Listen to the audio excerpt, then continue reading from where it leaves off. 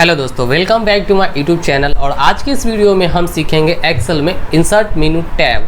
ठीक है, इस टैब में हम सीखने वाले हैं बहुत सारे ऑप्शन जो कि इंसर्ट मेनू में है। यहाँ पे देख सकते हैं आप, इतने सारे ऑप्शन दिए गए। इन सारे ऑप्शन का हम यूज कर करके सीखेंगे कि इंसर्ट मेनू में आखिर होता क्या है और कैसे यूज करते हैं। तो चलिए बिना किसी देरी के वीडियो को स्टार्ट कर लेते हैं। और हाँ, वीडियो को स्टार्ट करने से पहले अगर आप हमारे चैनल पे नए हैं तो प्लीज़ चैनल को सब्सक्राइब कर दें, वीडियो को लाइक करें, शेयर करना ना भूलें। चलिए वीडियो को शुरू कर लेते हैं। तो सबसे पहला ऑप्शन है हमारे पास इंसर्ट मेनू में पाइवट टेबल। ठीक है, हम पाइवट टेबल क्यों यूज करते हैं और कैसे यूज करते हैं वो सीखते हैं पहले। तो हम पाइवट टेबल इसलिए यूज करते हैं कि हमारे पास जितने भी डेटा हैं, बहुत सारे डेटा अगर हैं, उन डेटा को ये क्या करता है, सॉर्ट कर देता है। ठीक है, एक छोटा तरीका से कर देता है और उसमें हमको उस डेटा को खोजने में आसानी होता है पाइवट में। ठीक है, तो हम कैसे बना सकते हैं, हम क्या करते हैं कि हम यहाँ से यहाँ तक सेलेक्ट कर लेते हैं क्योंकि हमारे पास अभी इतना ही डेटा है। अब इस डेटा को हम करेंगे पाइवट, ताकि हमें जैसे ही हम किसी का नाम ऐड यहाँ पे सर्च करें तो उसके सामने हिंदी का सब्जेक्ट हिंदी आ जाए और इसका जो टोटल है ऑटोमेटिक यहाँ पे टोटल शो हो जाए। मतलब सब नेम शो हो, सब्जेक्ट शो हो और टोटल शो हो जाए। ठीक है, तो वो हम कैसे करने वाले हैं, हमने यहाँ पे सेलेक्ट कर दिया है। अब हम क्लिक करेंगे पाइवट पे। ये क्या पूछेगा, रेंज पूछेगा। तो यहाँ पे ऑटोमेटिक इसका रेंज ले लिया है और एक नया सीट पे ये चला जाएगा। ठीक है, ओके करेंगे तो देखिए एक नया सीट यहाँ पे आ गया है। मेरा डेटा इस सीट में है और ये पाइवट बन के इस सीट में आया है। अब देखिए यहाँ पे पाइवट तो यहाँ पे शो हो रहा है और यहाँ पे उसका फिल करने के लिए यहाँ पे आ गया है नेम और सब्जेक्ट और सीरियल नंबर। मतलब कि क्या, आपको किस चीज़ को शो करवाना है, यहाँ पे किस किस चीज़ को ऐड करना है प्राइवेट में, आप यहाँ से कर सकते हैं। तो हम यहाँ पे सिंपल ले लेते हैं नेम को हम कर देते हैं रो वाले फील्ड में। और जितना भी मेरा टेक्स्ट रहेगा जिसमें ऐड करना हो, मतलब नंबर वाला जितना हो, उसको हम कर देंगे वैल्यू में। ठीक है, तो इन सब में क्या है, नंबर है, तो हम इसको कर देंगे हिंदी, इंग्लिश, ये सब को कर देंगे वैल्यू में, मैथ। ठीक है, तो देखिए यहाँ पे कि मेरा नेम वाले में नेम आ रहा है और सब्जेक्ट वाले में सब सब्जेक्ट आ रहा है यहाँ पे। और इन सब सब्जेक्ट के नीचे भी यहाँ पे ग्रैंड टोटल करके ऑटोमेटिक शो हो रहा है। यहाँ पे एक स्विच भी बन गया है। आप इस स्विच पे क्लिक कीजिएगा तो इसमें बहुत सारे नेम रहेंगे। अब हम जिस नाम को यहाँ पे चेक करना चाहते हैं उस नाम का डिटेल यहाँ पे शो हो जा रहा है। तो ये है पाइवट टेबल। आप इसकी मदद से इस तरीके का सॉर्ट क्रिएट कर सकते हैं, मतलब डेटा को सॉर्ट कर सकते हैं। ठीक है, और पाइवट टेबल पे मैंने बहुत सारे वीडियो बना रखी हैं, अगर आपने नहीं देखी हैं तो यहाँ पे आई बटन है, आई बटन पे आप जाके देख सकते हैं। तो चलिए अब नेक्स्ट ऑप्शन क्या है उसका यूज कर लेते हैं। तो पाइवट टेबल हमने समझ लिया कि हम कैसे पाइवट टेबल का यूज करते हैं और क्यों करते हैं। उसके बाद आता है टेबल। ठीक है, टेबल क्या है, जैसे कि अभी आप देख रहे हैं ये एक नॉर्मल सा टेबल है क्रिएट किया हुआ। ठीक है, अब हमें करना है कुछ एडवांस टेबल। तो टेबल में हम जैसे ही टेबल पे क्लिक करते हैं तो ये मेरा जो सिलेक्शन था, सिलेक्ट करके ही काम होगा इस पर। ये मेरा पहले से सिलेक्ट है, हम इसको सिलेक्ट किए हुए थे और ओके करेंगे। जैसे ही सिलेक्ट किए करके ओके किए तो देखिए एक टेबल में चेंज हो गया, कुछ एडवांस तरीके का टेबल में चेंज हो गया। इसमें स्विच लगा हुआ है, ठीक है, फिल्टर लगा हुआ है और यहाँ से आप किसी भी चीज़ को, किसी भी नेम को सर्च करना है, स्विच बनाकर आप उस चीज़ को यहाँ से सेलेक्ट कर सकते हैं। जैसे कि हमने इन 3 नाम को सर्च करना है, 3 नाम को टिक आउट किए हैं, तो ये 3 नाम का यहाँ पे डिटेल मेरे को शो करके बता रहा है। ठीक है, सेलेक्ट ऑल करेंगे तो ये क्या होगा, सब सेलेक्ट हो जाएगा यहाँ पे। तो ये हो गया क्रिएट टेबल। आप टेबल पे जैसे ही क्रिएट किए तो एक देखिए कि यहाँ पे एक इसका डिज़ाइन नाम का टूल क्रिएट हो गया है। अब इसका क्या काम है, तो इसमें है यहाँ पे बहुत सारे स्टाइल। आप जो ये जो टेबल क्रिएट है इसका स्टाइल यहाँ से चेंज कर सकते हैं। ठीक है, देखिए यहाँ पे चेंज भी हो रहा है। हम यहाँ पे माउस ले जा रहे हैं तो ये इसमें चेंज होते जा रहा है। आप यहाँ से क्लिक कर और बहुत सारा डिज़ाइन को चेंज कर सकते हैं। तो हम जैसे इस पर क्लिक किए तो इस तरीके का कुछ डिज़ाइन चेंज हो गया। इसका टेबल देखिए, ये किस तरह का टेबल है और ये किस तरह का टेबल है। अब जैसे ही टेबल पर क्लिक किए तो फिर से डिज़ाइन पे चलेंगे। अब इसके अंदर तो ये तो हो गया कि स्टाइल आप यहाँ से स्टाइल इसका बदल सकते हैं। ठीक है, चलिए फिर से हम आते हैं इंसर्ट वाले ऑप्शन पे और इंसर्ट में मिलता है पिक्चर। पिक्चर क्या है कि आप अगर एक्सेल पे पिक्चर रखना चाहते हैं, फ़ोटो लगाना चाहते हैं, तो आप डायरेक्टली यहाँ से पिक्चर पे क्लिक कीजिएगा और क्या आएगा, यहाँ से आप पिक्चर को इंसर्ट करवा सकते हैं। देखिए यहाँ पे हमने पिक्चर को इंसर्ट करवा दिया है, मतलब कोई भी पिक्चर को यहाँ पे लगाना है तो आप इस तरीके का पिक्चर यहाँ पे लगा सकते हैं। अब यहाँ पे देखिए कि पिक्चर पे क्लिक किए तो एक पिक्चर का फॉर्मेट टूल बन गया, मतलब जो हम काम कर रहे हैं उसका एक टूल आ रहा है। इसमें यहाँ पे ब्राइटनेस है, ब्राइटनेस इसका बढ़ा सकते हैं, घटा सकते हैं, इमेज का कंप्रेस कर सकते हैं, इमेज को, इमेज के साइज को। पिक्चर अगर बदलना है तो यहाँ से चेंज पिक्चर करेंगे तो कोई और पिक्चर आ जाएगा, ठीक है। तो बहुत सारा चीज़ है इसके अंदर। यहाँ पे देखिए हम इंसर्ट करेंगे तो ये पिक्चर चेंज होके इसमें आ गया, ठीक है। और यहाँ से पिक्चर का शैडो फ्रेम देना है तो यहाँ से आप पिक्चर का स्टाइल दे सकते हैं कि किस किस फ्रेम में आपको रखना है, उस तरीके का आप यहाँ पे रख सकते हैं। फिर बाहर क्लिक करेंगे तो इसका ऑप्शन हट जाएगा, ठीक है। चलिए अब हम चलते हैं, फिर से हम चलते हैं इंसर्ट में। इंसर्ट पे गए, पिक्चर का काम होता है क्या कि यहाँ पे पिक्चर ऐड करने के लिए हो गया एक्सेल में कि आप कहीं के फाइल का पिक्चर उठा के यहाँ पे ऐड कर सकते हैं, यूज कर सकते हैं, कहीं लगा भी सकते हैं पिक्चर को, ठीक है। तो ये पिक्चर का काम हो गया कि आप यहाँ से पिक्चर ऐड करके रख सकते हैं। चलिए अब आगे चलते हैं।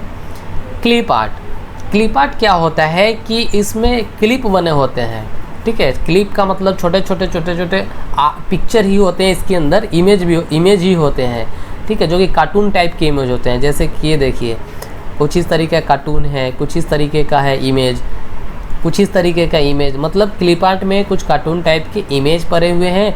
अगर आप पिक्चर नहीं लाना चाहते हैं, यहाँ से पिक्चर यूज करना चाहते हैं इस तरीके का, तो आप यहाँ से भी पिक्चर को यूज कर सकते हैं, ठीक है। क्लिप आर्ट्स में बहुत सारे क्लिप आर्ट्स हैं, आप यहाँ से ले सकते हैं। फिर से देखिए कि पिक्चर पे क्लिक किए हैं तो फिर से पिक्चर का टूल पूरा का पूरा प्रॉपर खुल गया है। अब क्या है कि देखिए यहाँ पे क्रूप का भी ऑप्शन मिलता है। अगर आपको पिक्चर को काटना है, हम सिर्फ इस बुक को रखना चाहते हैं, तो हम क्या करेंगे, यहाँ से क्रूप भी कर सकते हैं। देखिए यहाँ से हम सिलेक्ट किए तो ये कट गया, सिर्फ ये बुक रह गया यहाँ पे, तो हम क्रूप ऑप्शन भी यहाँ से यूज कर सकते हैं। उसके बाद यहाँ पे देखिए कि ब्रिंग टू फॉन्ट है, सेंड टू बैक है। इसका क्या मतलब होता है? ब्रिंग टू फॉन्ट का मतलब होता है टेक्स्ट के ऊपर, सेंड टू बैक का मतलब होता है टेक्स्ट के पीछे या किसी ऑब्जेक्ट के पीछे। जैसे कि अभी हमने यहाँ पे सेंड टू बैक किया है, अब इसको हम इस ऑब्जेक्ट पे ले जाएंगे तो क्या होगा, इसके पीछे जाएगा। देखिए ये ऊपर है और ये, इसको हम डिलीट कर देते हैं अभी, ये ऊपर है, ठीक है। देखिए इसको हम रख रहे हैं तो ये ऊपर आ रहा है और मेरा बुक जो है ये पीछे है, इसके पीछे जा रहा है। अब जैसे ही बुक को हम ब्रिंग टू फॉन्ट कर देंगे तो ये क्या आ जाएगा, इसके ऊपर आ जाएगा। देखिए इसके ऊपर आ गया है। तो आप यहाँ से किसी भी चीज़ को बैक कर सकते हैं, फ्रंट कर सकते हैं, ठीक है। तो ये हो गया आपका क्लिप आर्ट। कि क्लिप आर्ट भी एक तरीके का वो है, इमेज है कि आप यहाँ से इमेज लेके क्लिप आर्ट ऐड कर सकते हैं, ठीक है। चलिए नेक्स्ट बढ़ते हैं आगे। तो आगे मिलता है आपका शेप। शेप बेसिकली यूज हम करते हैं, कुछ डिज़ाइन करना हो, कुछ फॉर्मेटिंग करना हो या शेप का कुछ यूज करना हो तो हम शेप लेते हैं। यहाँ पे बहुत सारे शेप दिए गए हैं, किन्हीं एक शेप का हम यूज कर लेते हैं। जैसे कि एक शेप ये है, आप इस तरीके का शेप को यहाँ से इंसर्ट करके यूज कर सकते हैं। अब जैसे ही शेप पे क्लिक किए तो देखिए एक फॉर्मेट टूल आ गया। इसके अंदर भी फिल कलर है, अगर फिल कलर करना है तो यहाँ से फिल कलर कर सकते हैं। फिल कलर में बहुत सारे ऑप्शन है, ये नहीं कि सिर्फ आप कलर ही फिल कर सकते हैं। इसके अंदर में यहाँ पे जाइएगा तो पिक्चर है। अगर हम चाहते हैं कि इसके अंदर एक फ़ोटो लग जाए, पिक्चर लग जाए, तो पिक्चर पे क्लिक करेंगे। अब उसके अंदर हम इस फ़ोटो को हम ऐड करना चाहते हैं तो देखिए इसमें एक फ़ोटो भी ऐड हो गया है। आप इस तरीके का भी डिज़ाइन क्रिएट कर सकते हैं इसके अंदर, शेप फिल के अंदर, ठीक है। इसके अंदर पिक्चर पे जाएंगे और किसी भी तरह का पिक्चर हमको ऐड करना है तो हम यहाँ से ऐड कर सकते हैं। और वो भी ऐड किसके अंदर हो रहा है, शेप के अंदर हो रहा है, ठीक है।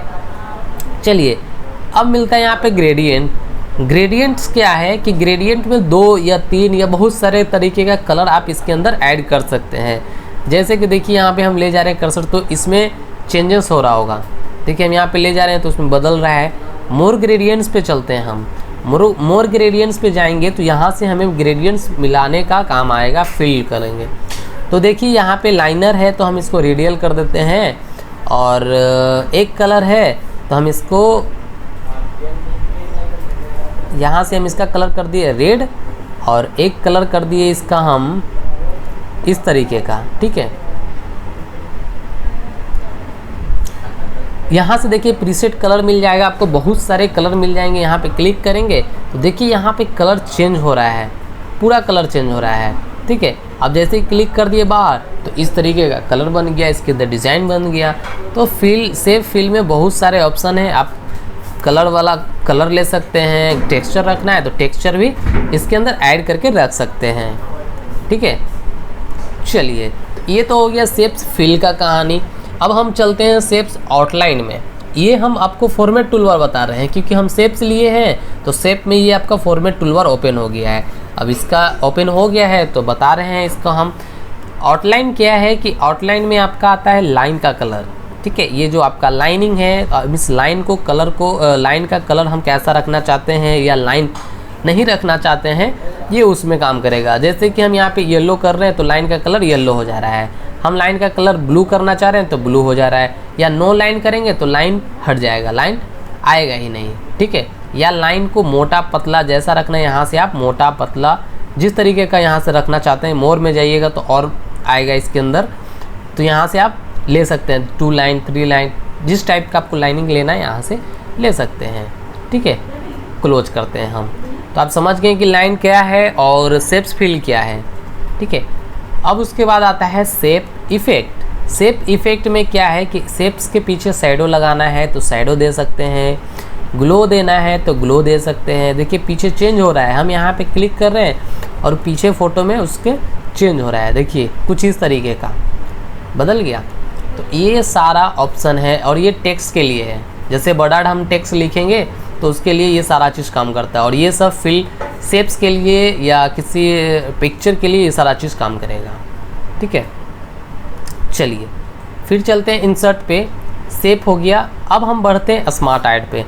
स्मार्ट आर्ट क्या होता है, इसमें डायग्राम बनता है, ठीक है। स्मार्ट आर्ट में हम डायग्राम क्रिएट कर सकते हैं, जैसे कि देखिए यहाँ पे बहुत सारा डायग्राम दिया हुआ है, लिस्ट वाला, सर्कल वाला, सर्कल वाला, ठीक है। बहुत सारा डायग्राम है, हम एक डायग्राम को चूज़ कर लेते हैं और ओके करते हैं। तो देखिए यहाँ पे आ गया इस तरीके का बन के। अब इसके अंदर आपको कुछ भी यहाँ पे लिखना है तो यहाँ पे लिख सकते हैं, जैसे कि हम यहाँ पे लिख दिए DCA, इसके अंदर हम लिख दिए ADCA, ठीक है। इसके अंदर हम लिख देते हैं DTP। तो इस तरीके का हम कुछ डिज़ाइन क्रिएट कर दिए, डायग्राम बना दिए। तो स्मार्ट आर्ट का काम होता है क्या कि आप इसके अंदर डायग्राम क्रिएट कर सकते हैं। क्लिक किए तो डायग्राम का भी एक टूल ओपन हो जाएगा यहाँ पे डिज़ाइन के नाम से। आप यहाँ से इसका कलर भी चेंज कर सकते हैं, कुछ इस तरीके का, कुछ इस तरीके का, कुछ इस तरीके का। देखिए हम यहाँ पे ले जा rहे हैं तो ये क्या हो रहा है, चेंज होते जा रहा है, ठीक है। तो आप यहाँ पे डिज़ाइन भी इसका चेंज कर सकते हैं, बहुत तरीके का डिज़ाइन है इसके अंदर। तो इस तरीके का आप डायग्राम क्रिएट कर सकते हैं। इंसर्ट में स्मार्ट आर्ट से आप डायग्राम क्रिएट कर सकते हैं, बहुत अच्छे अच्छे डायग्राम आते हैं, यहाँ से आप डायग्राम को क्रिएट करके काम कर सकते हैं। चलिए नेक्स्ट हम चलते हैं, नेक्स्ट शीट 2 ले लेते हैं यहाँ पे, क्योंकि ये पूरा भर गया है इस पर। तो शीट 2 पे चलते हैं। हाँ तो लेते हैं अब हम कॉलम। कॉलम का काम क्या है कि इसके अंदर आप चार्ट बनाते हैं, ठीक है। पाई चार्ट हम अगर बनाते हैं किसी भी डेटा के साथ, तो यहाँ से आप कॉलम का यूज करके चार्ट क्रिएट कर सकते हैं। जैसे कि हमारे पास एक डेटा है, पहले इस सबको डिलीट कर देते हैं हम, इसका तो अभी कोई यूज है नहीं इन सब का, तो इसको हम डिलीट कर देते हैं। और जो डेटा है इसी डेटा को क्या करेंगे, क्रिएट करेंगे हम। देखिए ये डेटा है, इस डेटा को सिलेक्ट किए, अब इसी डेटा को हम चार्ट में क्रिएट करेंगे, ठीक है। अब जिस तरह का हमें कॉलम लेना है यहाँ से कॉलम ले लिए और ओके किए, तो देखिए ये मेरा एक ग्राफ में बन गया, चार्ट बन गया। यहाँ पे नाम आ गया, इसका जो सब्जेक्ट का नंबर था वो नंबर यहाँ पे शो हो रहा है, हिंदी इंग्लिश मैथ टोटल, और यहाँ सबका नाम आ रहा है। तो आप इस तरह से चार्ट क्रिएट कर सकते हैं। अब यहाँ पे देखिए चार्ट हम क्रिएट किए तो यहाँ पे बहुत सारे कलर्स भी आ गया, आप कलर्स भी ले सकते हैं। यहाँ से आप चार्ट को चेंज भी कर सकते हैं, जैसे कि हम पाई वाला चाहते हैं तो कुछ इस तरीके का ओके करेंगे तो देखिए लाइनिंग वाई चार्ट बन गया। तो आप इस तरीके का चार्ट भी क्रिएट कर सकते हैं इसके द्वारा। ये पूरा चार्ट ही है, आपको जैसा चार्ट चाहिए उस तरह का यहाँ से आप लेके बना सकते हैं इंसर्ट में। अब हम चलते हैं हाइपरलिंक। हाइपरलिंक क्या होता है, कि एक तरह से लिंक क्रिएट करता है, ठीक है। इसकी मदद से आप किसी भी फाइल या फोल्डर को अटैच कर सकते हैं, यहीं से आप किसी भी फाइल या फोल्डर को ओपन कर सकते हैं। जैसे यहाँ पे एक रोशन नाम का यहाँ पे सेल में हम क्रिएट कर रहे हैं, क्या लिंक बना रहे हैं, स्विच बना रहे हैं। यहाँ पे लिंक पे क्लिक किए। अब एक मेरे पास एक फ़ोल्डर है बॉय नाम का, डी ड्राइव में बॉय नाम का, ठीक है। अब इस बॉय को हम कर दिए ओके। देखिए इसका कलर हो गया चेंज और ये बन गया है क्या, एक लिंक। और यहाँ पे देखिए कि माउस पॉइंटर आ रहा है स्विच बन के। यहाँ पे हम कर रहे हैं तो यहाँ पे कुछ अलग तरीके का आ रहा है, लेकिन यहाँ पे स्विच बन रहा है।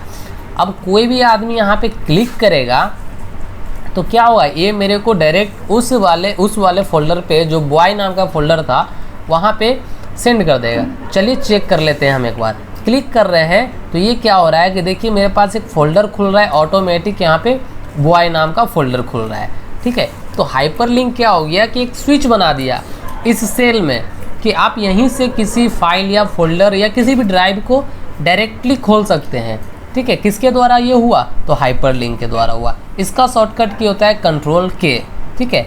आप यहाँ से स्विच बना के किसी भी फाइल या फोल्डर को ओपन कर सकते हैं। तो आई होप कि ये भी आपको समझ में आ गया कि कैसे आप हाइपरलिंक का यूज करते हैं। चलिए नेक्स्ट बढ़ते हैं टेक्स्ट बॉक्स में। टेक्स्ट बॉक्स क्या होता है कि आप इसके अंदर टाइप कर सकते हैं, लिख सकते हैं और उस लिखावट को आप कहीं भी मूव कर सकते हैं। चलिए टेक्स्ट बॉक्स ले लिए हम, यहाँ पे कुछ लिखना है तो यहाँ पे आप कुछ भी लिख दीजिए, ठीक है। हम यहाँ पे कुछ भी यहाँ पे टाइप कर देते हैं। अब क्या है कि इसे हम छोटा बड़ा करके कहीं भी मूव करके रख सकते हैं। देखिए हम कहीं भी ले जा रहे हैं तो ये जा रहा है। अब इसे हम कहीं भी चाहेंगे तो वहाँ पे रख सकते हैं, ठीक है। अब इस पर भी ये फॉर्मेट टूल खुल गया है। अगर आपको फिर इसमें क्या करना है, हम चाहते हैं क्या कि इसका नो फिल हो जाए, कोई फिल ना हो, और नो आउटलाइन हो जाए, कि कोई लाइनिंग ना हो। तो आप इसे अगर इस सेल पे रखिएगा ना तो देखिए पता ही नहीं चल रहा है कि ये टेक्स्ट बॉक्स से टाइप किया हुआ है, लेकिन इस पर क्लिक करेंगे तो ये हमको पता है कि ये टेक्स्ट बॉक्स के अंदर लिखा हुआ है, ठीक है। तो टेक्स्ट बॉक्स का काम होता है टाइप करने के लिए, कोई भी वर्ड, किसी भी चीज़ को टेक्स्ट टाइप करने के लिए होता है, और इसे आप कहीं भी मूव कर सकते हैं। क्लियर है, टेक्स्ट बॉक्स क्लियर हो गया। उसके बाद यहाँ पे हेडर एंड फूडर है। हेडर एंड फूडर का हम यूज क्यों करते हैं, किसी भी पेज को अगर हमें किसी भी पेज का हेडिंग देना है, ठीक है। जैसे आपने देखा होगा पेज में, किसी भी पेज में लिखा हुआ ऊपर में होता है हेडिंग, लेसन 1, लेसन 2, लेसन 3। तो आपको हेडिंग देना है तो आप हेडर का यूज कर सकते हैं। और पेज के नीचे कुछ टाइप करना है, जैसे कि इंड, पीटीपी, इंड, इस तरह की का टेक्स्ट लिखना है तो आप फूडर का यूज कर सकते हैं। चलिए हम यूज करके देखते हैं एक बार। हेडर फूडर पे क्लिक किए तो इसका एक टूल खुल गया, ठीक है। अब टूल खुल गया यहाँ पे तो देखिए एक पेज नंबर है। पेज नंबर पे जैसे ही क्लिक करेंगे तो ये क्या होगा कि ऑटोमेटिक यहाँ पे पेज नंबर शो होने लगेंगे। पेज नंबर पे हम क्लिक करते हैं। अब देखिए कि बाहर जैसे ही क्लिक किए तो देखिए यहाँ पे एक पेज हो गया, पेज 2 हो गया। उसके बाद फिर नीचे जाएंगे तो पेज 3, पेज 4, पेज 5, इस तरीके से यहाँ से शो होने लगेंगे, ठीक है। तो ये होता है हेडर फोल्डर। हेडिंग में आपको अगर पेज नहीं देना है, कुछ अपने टाइप से देना है, तो यहाँ पे आप कुछ भी टाइप कर दीजिए। जैसे ही टाइप कीजिएगा सारे पेज में यही सेम चीज़ शो हो जाएगा। देखिए यहाँ पे सारे पेज में, यहाँ पे 1 में और इस पेज में 2 में। अगर फिर हम अगर तीसरा पेज लेते हैं तो उसमें भी आपको सेम यही चीज़ हो जाएगा। देखिए यहाँ पे आ गया। तो हम जो पेज, जितना पेज लेंगे सारे पेज में जो हेडिंग देंगे वो शो होते जाएगा। तो बेसिकली यूज होता है क्या हेडर फूडर का, कि आप कुछ भी हेडर में देना चाहते हैं आप दे दीजिए, वो सारे पेज में शो होने लगेगा। क्लियर है हेडर फूडर क्या होता है। चलिए अब हम बात करते हैं बॉर्डर की। बॉर्डर क्या है, ये भी सेम वही चीज़ है। जैसे टेक्स्ट बॉक्स में आप टेक्स्ट लिखते हैं तो बॉर्डर में भी आप टेक्स्ट लिख सकते हैं, लेकिन इसमें कुछ स्टाइल से टेक्स्ट लिख सकते हैं, ठीक है। चलिए हम लिख के देखते हैं। यहाँ पे क्लिक किए तो देखिए इसमें बहुत सारे स्टाइल दिए हुआ है टेक्स्ट का, आपको किस तरीके का स्टाइल में देना है। तो हम इस तरीके का सिलेक्ट कर लिए। अब इसको थोड़ा सा नीचे कर लेते हैं। अब इसके अंदर आपको कुछ भी टाइप करना है तो यहाँ पे क्लिक कीजिए और यहाँ पे टाइप कीजिए, ठीक है। हम यहाँ पे टाइप कर देते हैं।